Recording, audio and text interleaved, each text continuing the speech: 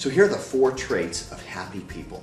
In order the people that have authentic happiness, not that fake happiness where you just say, how you doing? They go, I'm doing great. But the real happiness where, if it's there, but if it's not, they don't pretend that it's not. These are 4 traits that from what I've seen and the people that I've interviewed, the ones that are authentically happy share all 4 of these traits. Number 1, they achieve their goals, but they don't obsess over their goals. And that's probably the biggest thing that I see a lot of times when people are in crisis mode, is they are struggling and obsessing over their goals.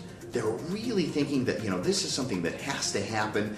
So many times people, they sit there and they pray that they want something to come out the way they want it. But, there's kind of an inherent presupposition if you're praying to God to have something to come out the way you want it, that there's an inherent presupposition that you know better than God's will or God's plan, or the universe's plan, whatever you want to call it. Whereas I think sometimes if you sit there and you obsess over the goal and you insist that the goal has to happen, well, there's kind of an inherent presupposition there that you know better than the universe and the universal outlay of life. Well, I think goals aren't necessarily designed to achieve, but I think goals are designed to give you motivation, movement, and purpose. And then what happens is if you're fortunate enough to achieve those goals, great. But what you may discover is that you find something even better on that journey, on that path toward that goal. Great example would be me in my life. 10 years ago, if you would have asked me where I wanted to go, I had a very specific area of where I wanted to go and what I wanted to do. And I was nowhere near what I wanted here. I was employed by an NLP training company, and I wanted to be their #1 trainer, and I wanted them to help fund my book, and I wanted them to publish it, and I wanted them to make recordings, and my whole vision was just the element of what I wanted them to do for me in my profession. Well, they fired me about 4 years ago, and I got to tell you, I got to thank them for it every time when I get around Christmas. Because, I'm so much happier now, and I'm in so much of a better place that, I'm loving it. I remember, this is getting off track, but I remember I saw Bob Proctor speaking one time at a church called Agape in Santa Monica. And he started off his presentation and he asked this question. He said, what would happen if your annual income became your monthly income overnight? And that blew me away. And I was like, man, I never thought to ask that. Well, I can tell you right now, my monthly income now is higher than my annual income was back when I was working for this company. I'm glad they fired me. But I had no vision for this. So sometimes we just set the goals because on that way to that goal, we find something out that's so much better. There's actually a country music song out in the States called Thank God for Unanswered Prayers. And what it's about is this guy who's with his wife and he walks around and I guess maybe he's at a mall or something, I don't know, but he walks into his old high school flame. And as he was looking at his old high school flame, floods of emotions came back and he remembered back about how he would pray every night that God would, allow him to marry this high school sweetheart and they'd grow up and create a family. Well, that didn't happen. And at the beginning, you think that the song is kind of about regret and remorse that he never did it. But then the chorus starts and the whole thing is about he wanted to thank God for unanswered prayers. And it was all about how he's so grateful that God didn't answer that prayer, but he answered something even better. The second thing that they all have is that they eliminate the times where they're unhappy. I have a phrase for this now. I call it delegating your misery. There are things that people don't like to do in life, and it's funny, this is the one part of the NLP community which I think sometimes frustrates me. Because when people go to an NLP seminar, they want a technique for everything. I love techniques, they're great, they help you out. But I think they sometimes get a little obsessive over their techniques. I need a technique to help me like broccoli and hate chocolate. I need a technique to help me like doing my taxes. And sometimes life is about doing things you don't like to do.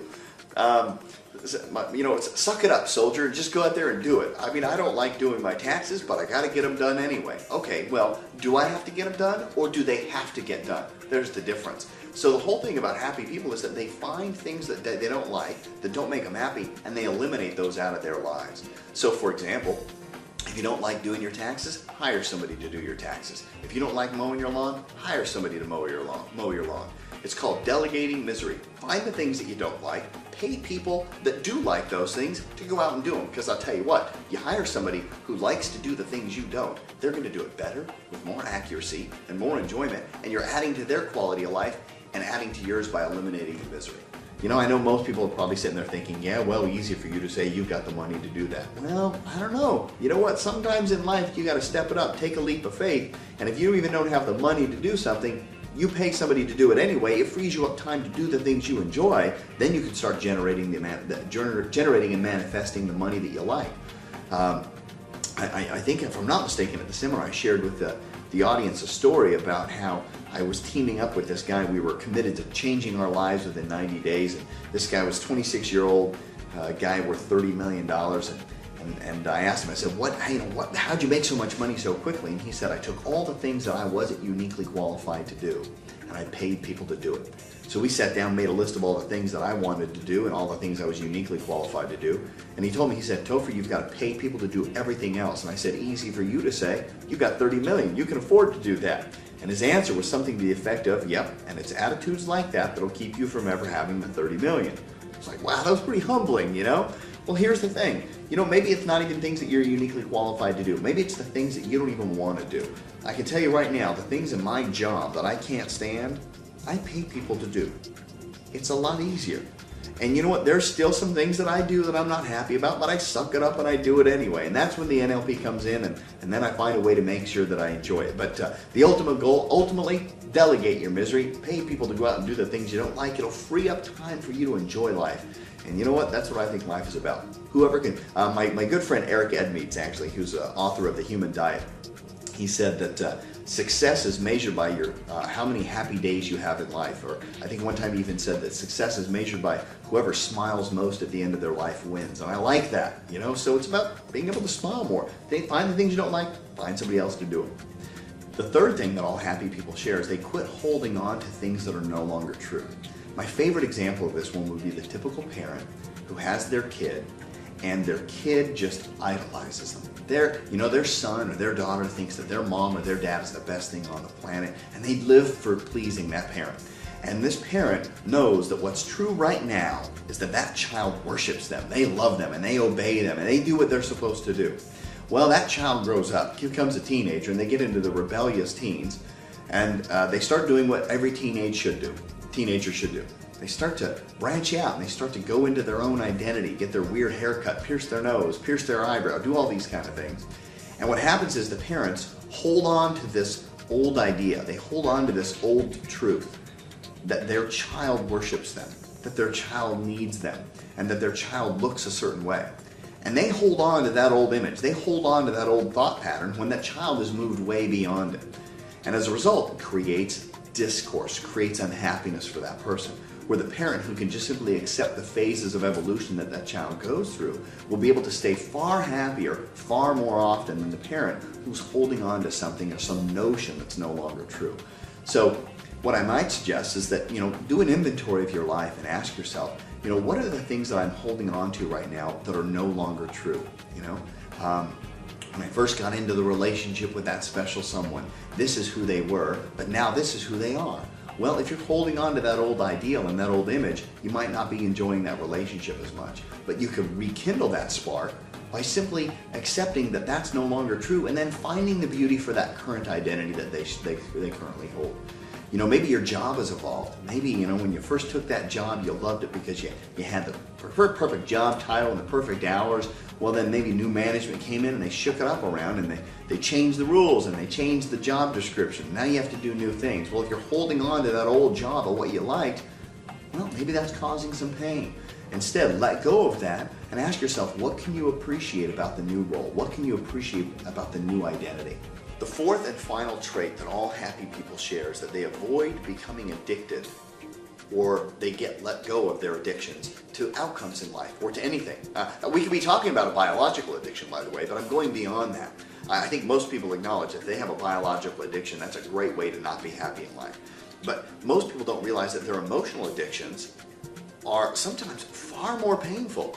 And they don't even realize it because they go, well, it's not a real addiction. It is. Sometimes people get addicted. Here's a great example. They get so addicted to an outcome or a way of happening. They set these goals, and they go, well, this is the only way it can happen. And once again, they obsess over that, but they really become addicted that that's the only way it can happen. Great example in my life was I was addicted to the outcome of a franchise that I owned. When I was like 21, 22 years old, I bought this franchise, and man, I didn't know what the heck I was doing. It was a personal development franchise. The franchisor knew that I was failing miserably. They kept telling me that I should go and work for them in the corporate office and learn how to sell. And I was addicted to the outcome of me having the #1 franchise. So addicted that I was unwilling to look at any other possible option. And as a result of that, I was miserable. I mean, when I say miserable, I was miserable. I told the story on stage. I was eating I think I did. I was eating every third day. I was starving. I was miserable. I hated my life back then. Wouldn't trade it for the world. It was a very valuable lesson. But, you know, in fact, the only reason I was miserable is because I was holding on. I was holding on to this thing that wasn't true. But I was addicted. I was addicted to the outcome. I was addicted to having the #1 franchise when in fact I had a cushy 6-figure job waiting for me in the corporate environment. All I had to do was say, you know what? I failed at this. I'm going to go on to that. And I could have had that 6 months earlier. Instead, I had to just go to more pain, more pain, more pain. So much pain that I finally just had my ego shattered, which I'm grateful for that it happened. And I think if people would just let go of their addictions to things happening the way they want to have them happen, they're going to be able to find a lot more happiness in life. So ask yourself, man, am I addicted to my life turning out a certain way? If so, you might want to look at that and let go of that addiction.